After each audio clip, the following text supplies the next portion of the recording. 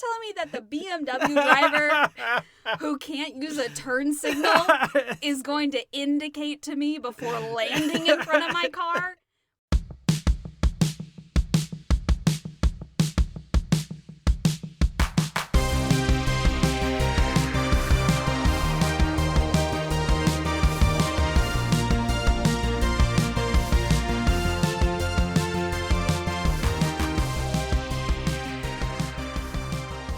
Welcome to Mistopian, the podcast that evaluates the past's recklessly inaccurate predictions about the future that we now live in. Because why have flying cars when you can have CAPTCHA instead? Oh, it's flying cars! I am your host, Alex, joined here by my co-host, Patrick. And today is not actually based on a specific prediction. Today is actually based on a hope. A dream, if you will, a rallying cry shouted from the masses as we start to enter what our ancestors referred to as the future. We live in the future now. We do. We live in the future. We say that all the time. Every time we're doing something, that's like weird and crazy, it's like, oh man, we're living in the future. And then most people who realize they're living in the future will then say, but where is my flying car? Exactly. It's probably the number one item you always picture when you think about the future, right? The future will include flying cars. And yet, they don't. No. We, as a collective consciousness, are obsessed with the idea of flying cars and the future having flying cars. And the longer that we go into what we see as living in the future, the more upset we are at the lack of flying cars. I mean, honestly, yeah. Think about it. The idea of being able to fly to work or school, you avoid traffic. I mean, I think that's one of the biggest parts of it. There is this dream whenever you are sitting behind another car and you look out your window and you can see gum. And you're like, I just wish I could float away from all this. Wouldn't that be so much better? Right. Exactly. So, it's this idea where we're not taking advantage of our vertical space. We're living in 2D, man. We need to live in 3D. Now, there's obviously, we see lots of potential benefits of flying cars with the reduced travel times, being able to go faster, increase mobility, improve access to remote areas, Sure. Being able to access them. And honestly, I think more than any of that, the reason why people really like flying cars is that it's cool. It's cool. It's exciting. You're flying, you know? Yeah. Mankind has been obsessed with the idea of flying, like being like a bird for eons. I mean, I'm jealous. Absolutely. There are some people who also see it as a solution to some of the challenges of urbanization.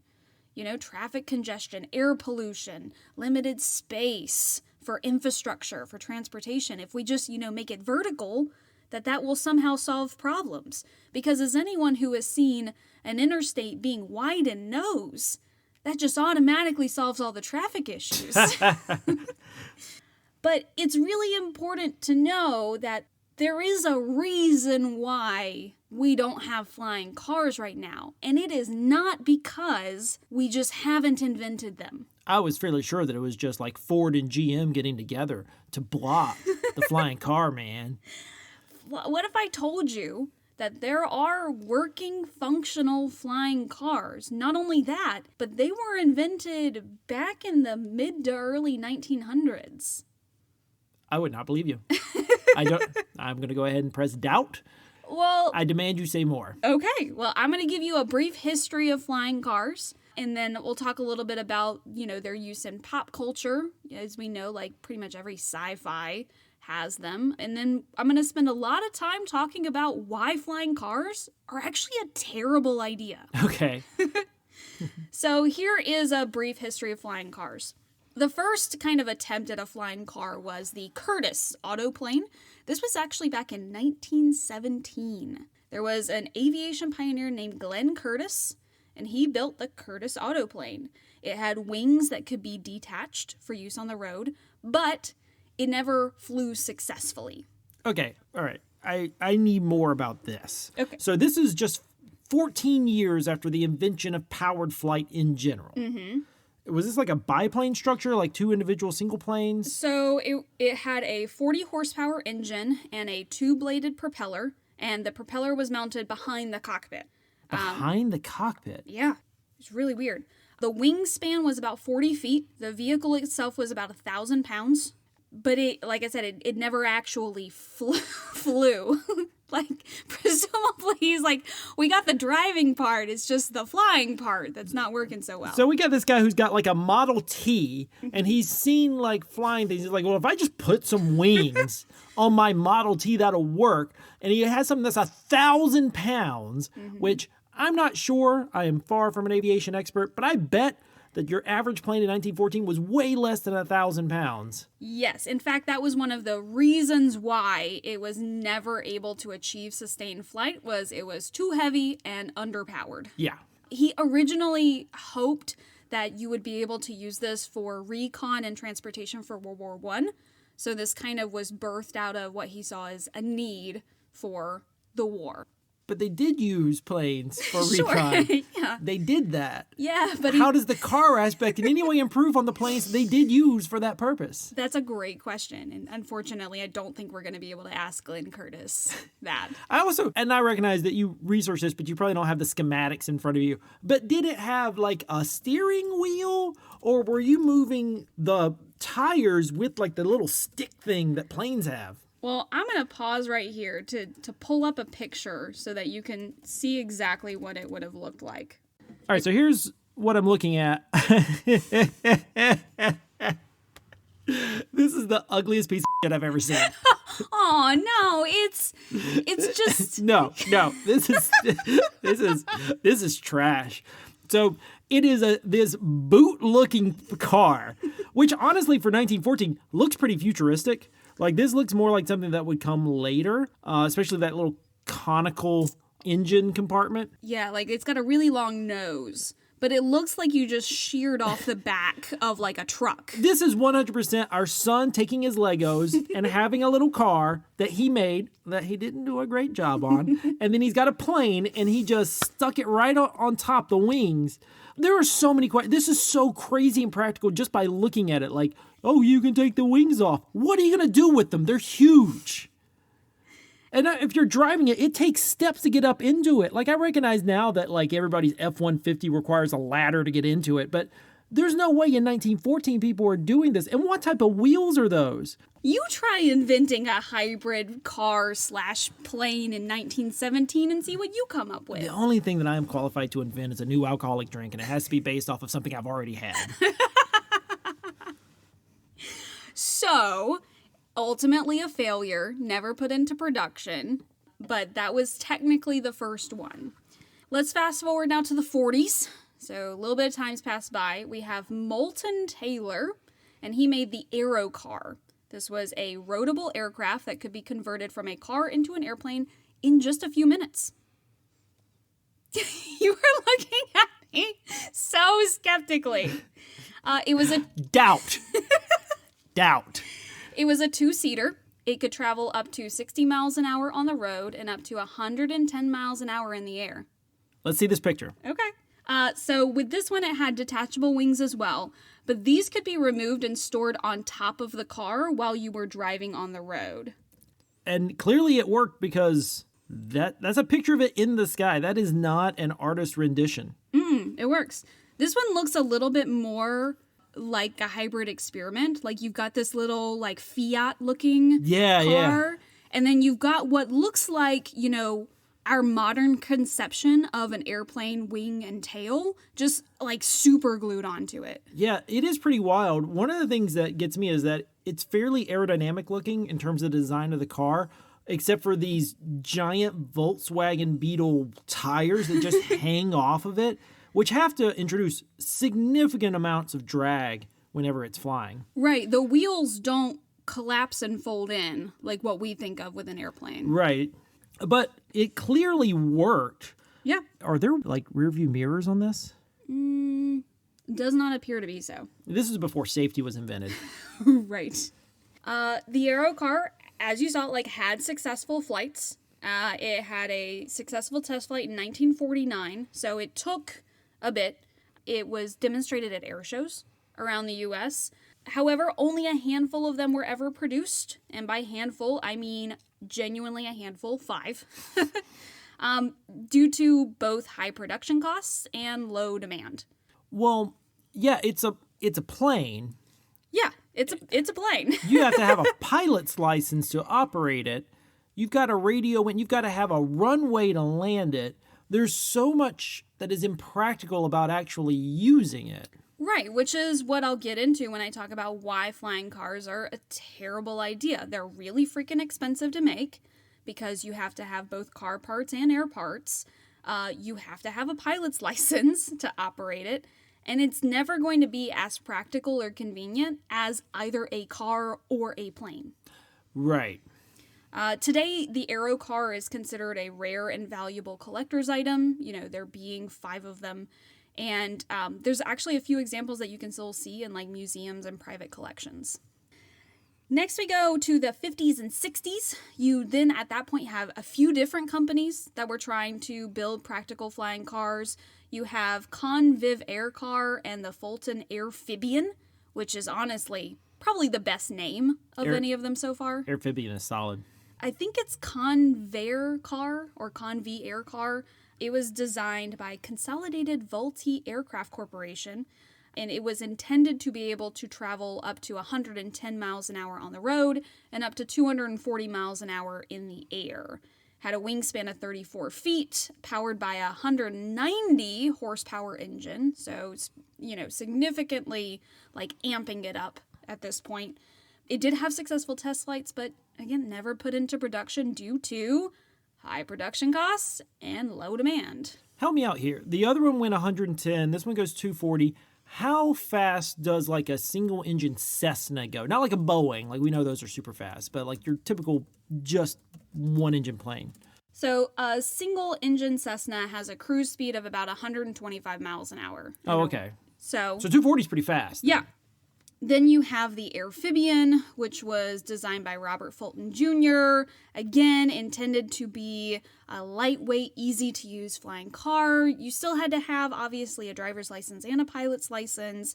It could go up to 70 miles an hour on the road and 125 miles an hour in the air, which would, be about the same speed as the Cessna. Same thing, the detachable wing on top of the car. This one just had a 90 horsepower engine. It was certified by the Civil Aeronautics Administration in 1950, but once again, stymied by high production costs and low demand. I feel like this is a rallying cry. Yeah, I like how this Robert Fulton Jr. guy is like, my name's Robert Fulton. I am destined to somehow try to make my mark on transportation and not nearly successful as the steamboat guy. In the 21st century, we've got like a few different other ones that I'll talk about a little bit more later, but we have the Terra Fugia, the Pal V, the Aeromobile. We keep insisting on trying to make these things that ultimately no one wants. We all say that we want them, but then once they get invented, there's just not enough buyers for them. Well, I think the problem is that what we want is not what is capable. Because what we want is a car that has the luxuries of a car. I want my radio. I want the air conditioning. I want it to be operational in the same simplified form as a vehicle.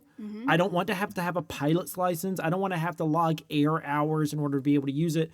I want to just be able to get in, put it in gear, or like optimally, I want it to go where it's going to go by itself. Sure, you want the equivalent of like either an air go-kart or an air Uber. Right, and I want it to go...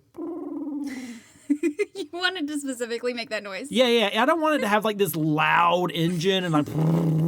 No, it's got to go... That's such a pleasant sound. It is. You should do some ASMR with that, just that noise. That's it. The podcast just changes. It's just all we do now. So, of the flying cars that have been invented, what do you think is the most number that have been produced of like a single model? Okay, so we know that the yellow like boot looking thing, the Aero car, had about 5, and so I'm gonna say that the most is like 20. So the Aero car is the number 1.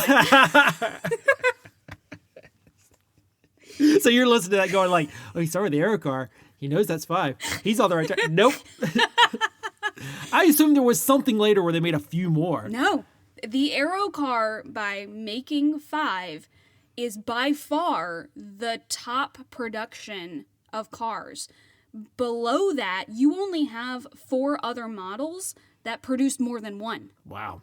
You have the Airphibian, which produced 4, and then you've got 3, the Bryant Autoplane, the Convair model, and the plane-driven PD-1, which each produced just 2. Wow. And beyond that, all of them have just been single concept cars. So, like, they exist. Don't get me wrong. Like, they exist. We have proven that we are physically capable of developing these systems, but there are so many reasons why we are a far cry from having flying cars. Yeah, it's like what we want. I'm not going to be able to come up with a good analogy here, but what we want is like a toaster, and the only way to make it is to make like this full oven. And we're like, anytime we make it, we're like, yeah, but that's not the toaster that I want. I want the toaster. I don't want all this. Yeah, I don't want all that. I want it to be small and simple. Yeah. So there are some emerging technologies with flying cars. I kind of mentioned some of them earlier. We've got the PAL-V International. They have a Liberty Sport that they are testing for approval by the European Aviation Safety Agency. They are projecting the first deliveries will happen in 2024, which I always feel like, it's always a couple years away kind of deal. So we'll see. You have to have a gyrocopter license in order to pilot it. Is that just a helicopter license? So a gyrocopter is like... Oh, yeah. I've seen those. So it's not quite a helicopter. It's like kind of open air, and it's got like the two-blade rotation. It's really lightweight. I think that's what was in James Bond. It looks like... It's like a go-kart helicopter. Yeah. So it's not closed in. It honestly looks like it could fall apart if you sneezed wrong. That's got to be a huge part of it, too, is that planes are dangerous. There is very little margin of error there. Like, yeah, Harrison Ford might be able to crash one and live, but most people are going to wind up dying if there's a malfunction. Right. The benefits of the PAL-V International is that it can technically operate over cities where single-engine aircraft are banned. Oh. The way that they've designed it, it technically is not a single-engine aircraft. So that makes it... Oh, I am so sorry, Mr. Mayor. It is not a single engine. I have a secondary engine. And so, yes, I can fly. It does. It has a twin 100-horsepower Rotax engine with only one engine that's being used during road operation. So you use both engines when you're flying and just one when you're on the road. And so I get to fly. You also have the Klein Vision. This resembles like a futuristic Italian like hypercar. Okay. That looks badass. Isn't that incredible? This is the first one that looks like it was designed to be both and not just, we're going to stick some wings on this jalopy. Yeah, this looks like a sports car, like a futuristic kind of sports car where the wings like pop out of the sides. I mean, this looks like a Hot Wheels toy. Although, again, the tires are just out there, which is kind of weird to me. Anytime I see something like this, like it feels unnatural. Mm-hmm. Because cars are heavy, it just feels like it shouldn't be up there. Right, like I kind of picture like, and this is my sci-fi brain, like that the wheels will like fold under. Yeah. We're both like making that same like folding motion. Our son's got a toy like this. He's got a Spider-Man toy that's like the floating thing, but the tires are supposed to go up. Why tires no go up? Wide tires no go up. So this one, you have to have a pilot's license for it. It was approved by Slovakian regulators as an experimental aircraft. Known rigid.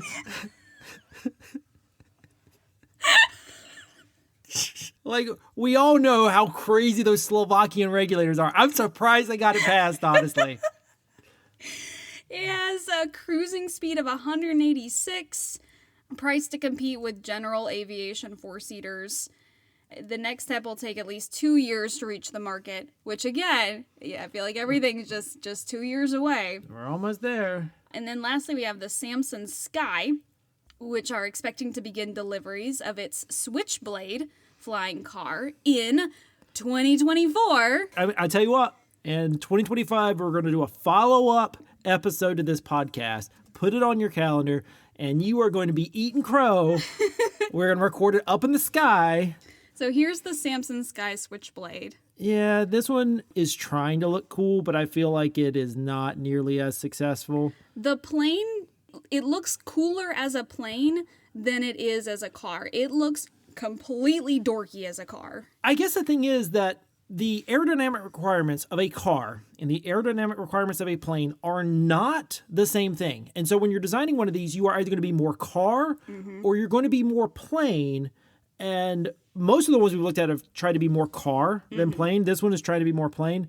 But, like, it looks weird. First of all, you're not going to be able to park that thing. You're going to have to put it into, like, 2 different spots. Like, look how long the nose is. Yeah, everyone's going to hate you. How much do you think, like, on average, like, one of these would cost you? All right, so let's say I'm getting one of those. The Samson Sky. Honestly, if I'm guessing, I would say, like, $250,000. I'm also going to say that this one is being sold as a kit. So you have to, like, build... I'm so sorry. It sounded like you said, I'm going to buy this plane and it doesn't have all the parts in it. Because what I want from an object that will keep me 10,000 feet in the air is something that I put together myself. It is being sold as a kit under the Federal Aviation Administration's experimental home-built category. Stop looking at me like that. I didn't invent this. Just give me the price. $170K. And how much additional parts do you have to purchase to make it not fall out of the air? Well, I imagine that you get all the parts. Oh, but Patrick, the parts are all there. What we are going to keep and where you're going to save all your money is that all of the expertise of putting together, you get to have. What if I told you that they have 2,100 pre-orders in 53 countries? I would tell you that was before crypto crashed. I guarantee you after summer of 2022, they have far fewer pre-orders that are going to be fulfilled. Okay, let's go back to one that is already assembled. Okay. We'll say the PAL V International. This is the one where you need the gyrocopter license to pilot it. How much would you say for one that is put together as opposed to DIY? Like, which is the Ashley Home Furniture as opposed to the IKEA make it yourself? I'm going to stick to that 250,000 estimate. 300K. Okay. Yeah. So that's the thing. I do not want to cheap out on my flying vehicle. If I'm getting a flying vehicle, I want money into it because that's what's going to make me feel safer. I won't actually be safer, but I will feel safer. Well, again, like now we're starting to see the limitations of flying cars. It is going to be expensive. Your average middle-class American is not able to afford that as a car. So that's one of the many reasons why flying cars are a terrible idea. So in terms of that, let's just break it down. Okay, let's take more than 30 seconds to actually think about why they are not only impractical, but it would take a massive overhaul of everything in order to make this a reality. So if you want a flying car, it has to have car and aircraft functions in one design. Yeah. That is no small feat. That is a huge limitation. A flying car has to function both as a ground vehicle and an aircraft. So you have to have this sophisticated design. You have to have the car component. You've got to have wheels. You have to have a suspension system. You have to have a chassis that can withstand the stresses of driving on the road. None of which a plane needs. No. The aircraft component, you have to have wings. You have to have a different, power of engine. A fuselage that can withstand the stresses of flying. None of which a car needs. So then you have to somehow integrate those two separate sets of features.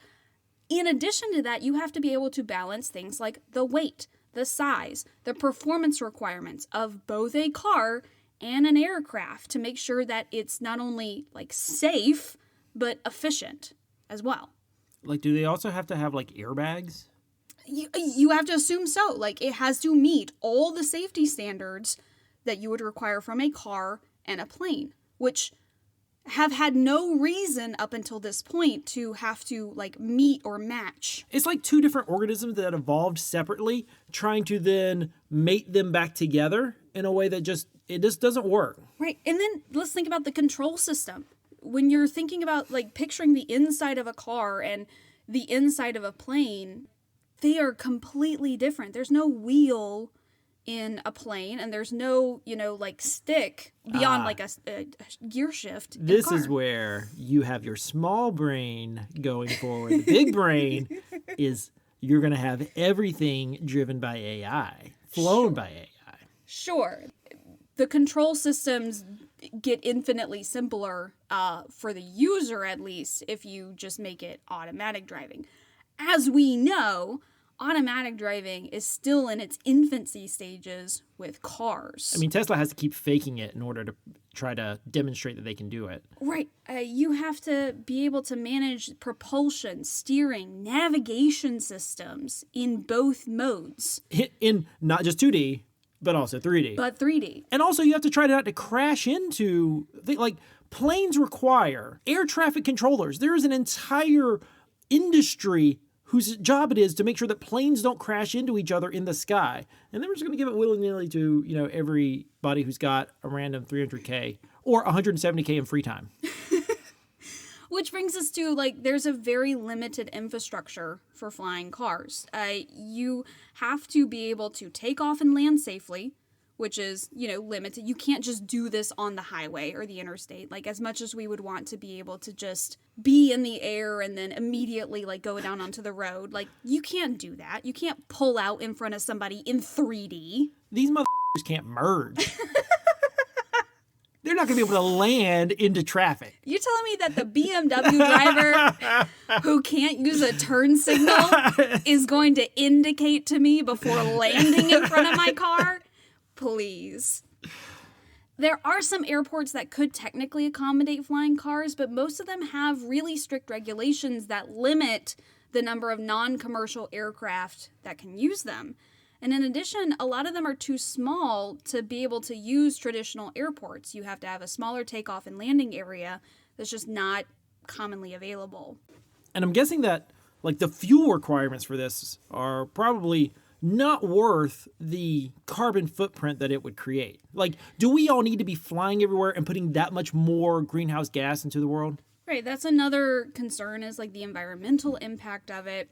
There are some companies that are exploring the idea of building flying carports, or what they call vertical takeoff and landing, VTOL ports, in urban areas, which would allow them to take off and land in, like, cities. So they exploring the idea of, like, these small kind of, like, more like a helipad kind of situation. But again, like, the development is still in, like, really early stages. It would have significant investment in planning. We can't even get, like, electric car charging stations everywhere. How are we going to get that? No.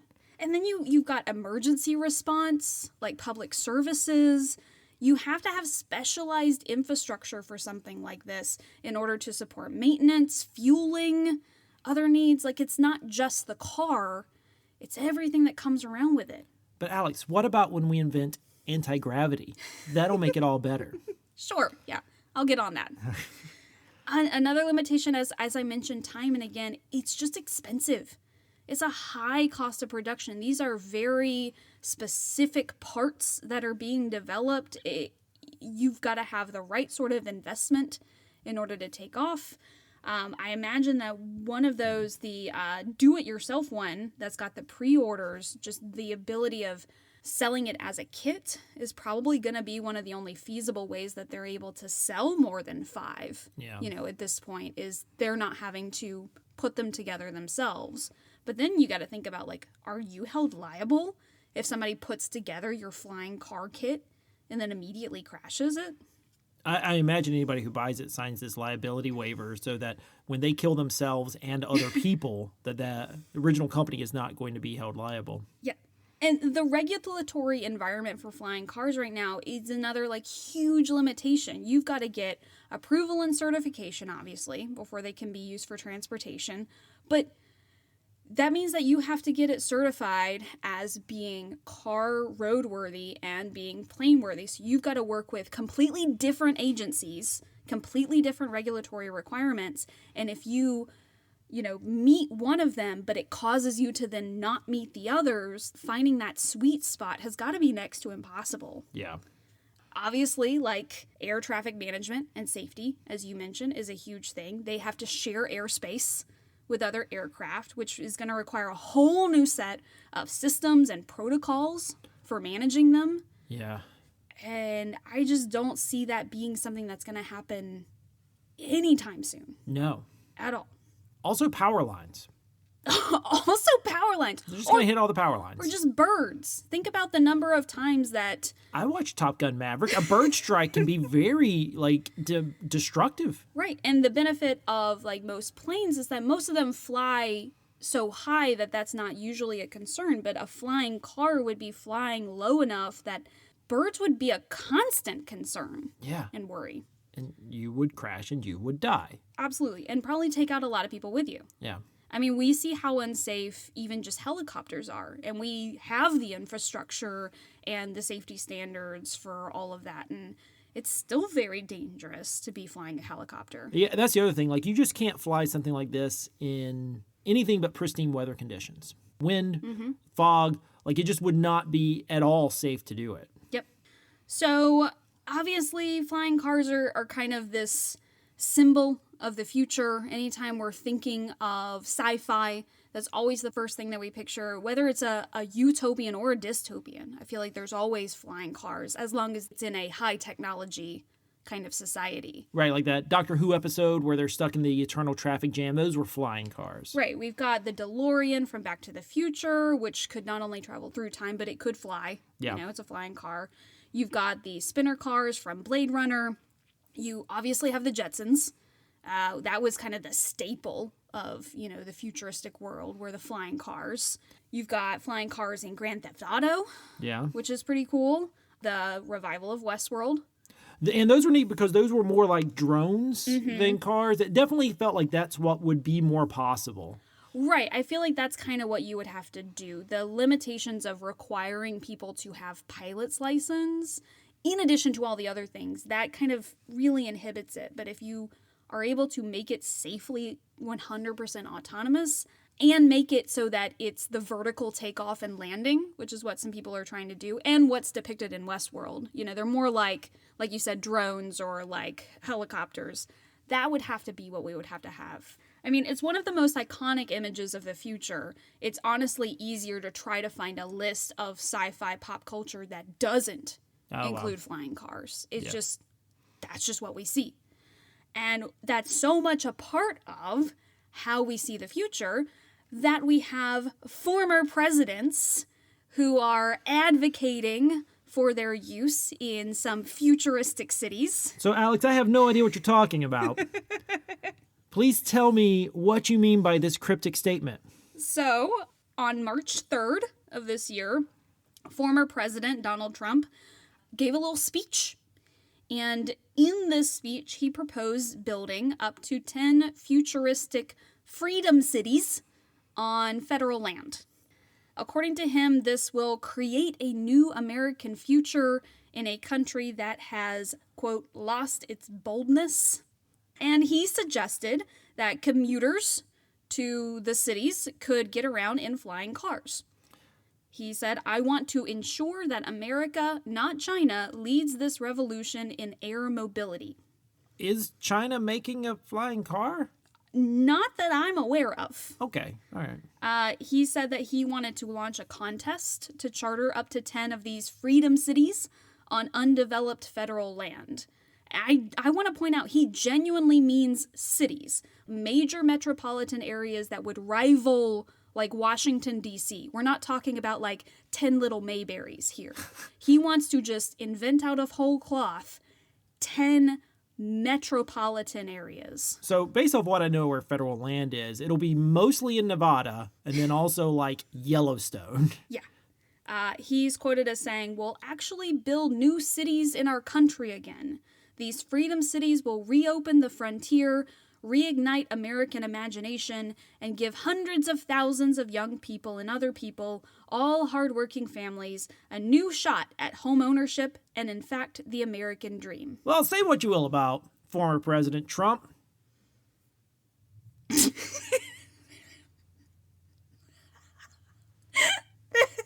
Nothing? I said what I said. So, a vote for Trump, I guess, is a vote for flying cars. All right. So, what would we have to do in order to have flying cars? It sounds like we would need to somehow merge regulations for cars and planes, or, and this might be some people's preferred option, but completely deregulate Sure. cars and planes so that you have the freedom to do whatever you want with it. You would, honestly, like, outside of any regulations, you'd have to train a populace to fly airplanes. Yes. Like, completely separately, you have to have an entire group of people who can fly airplanes. Right. It would have to be as, regulated and automated as doing driving school whenever you are 15. Also, I genuinely think that either you would have to make flying significantly safer, which flying commercial aircraft, super safe, but like we all know that small planes and helicopters are far less safe. You'd have to increase safety for that for people to take that risk regularly. We all take a risk when we go on the highway. We all know that. Sure. But we all feel in control and whatever. But like it's a completely different ballgame when it comes to being in the air. So that type of safety would somehow have to be figured out. But the entire infrastructure of how you would manage flying vehicles, like it's impossible to envision how we get from point A, which is where we are now, to any type of point B, where there are this many vehicles moving this quickly with everybody using it in cities and everything. I suppose it would have to be automated. You'd have to make it automated. Taking out the human component would be one of the only ways I could see making it in any way safe. In any way safe, right? And I don't know how you get around the weather aspects of it. Flying is just always going to be more difficult in increased, weather conditions. Yeah. So no flying cars in Seattle. Sorry, guys. Yeah, you miss out. I don't see how you do it. But it doesn't seem scalable. Right. Or possible. Like, I can imagine there being a dude who has one of these and, like, you live in a city, he's like, oh, yeah, there's Bob. Yeah. He's the guy with the flying car. But it's hard to imagine any more than, like, one person in any place. I mean, it would essentially be for the uber rich. It would be the same people who are able to afford private jets would have these. Except I would argue it wouldn't be for the uber rich because uber rich already have helicopters. So it's not for the uber rich. It is for a slightly lower level of rich person who also likes a little danger in their life. Right. But it's hard to imagine putting a car seat in one of these things. No. Oh, God. Could you imagine you're driving your flying car and you've got the absolute insanity of, like, 3 kids under 10 in the back seat? Just, like, the sheer weight distribution alone as they're pummeling each other in the back seat. Buckle yourself back in. Absolutely crazy. So do you think that this would be more dystopian or utopian if we all had flying cars? It's like the conception of it is absolutely utopian. Sure. It feels like the reality of it is absolutely dystopian. Yes. That is how I feel. It's one of those things that the more that you learn about, the more you're like, oh, no, this is terrible. This is absolutely a bad idea. So I take back anything I have ever said about, like, where's my flying car? And now it's more like, thank God there are not flying cars. Well, everyone, that's our show. If you like Mistopian, please take a moment to rate and review us on Apple Podcasts. It's the biggest and best way you can help us make sure that this podcast has a future. You can follow us at Mistopian Pod, that's MIS1S, Topian Pod, on all the major social media outlets, though we're mostly active on Twitter and Instagram. You can also check out our website, mistopianpod.com, to get more details about the sources and information used on our show. If you want to drop us a line, you can shoot us a DM on social media or you can email us at contact@mistopianpod.com. You can follow me on Twitter and Instagram at IamTheBestAlex, and Patrick on FriendFeed, where he will be combining all his social media feeds into one aggregated mega feed. Honestly, that sounds really convenient. Until next time, remember, our world today is neither utopian nor dystopian. It's simply mistopian.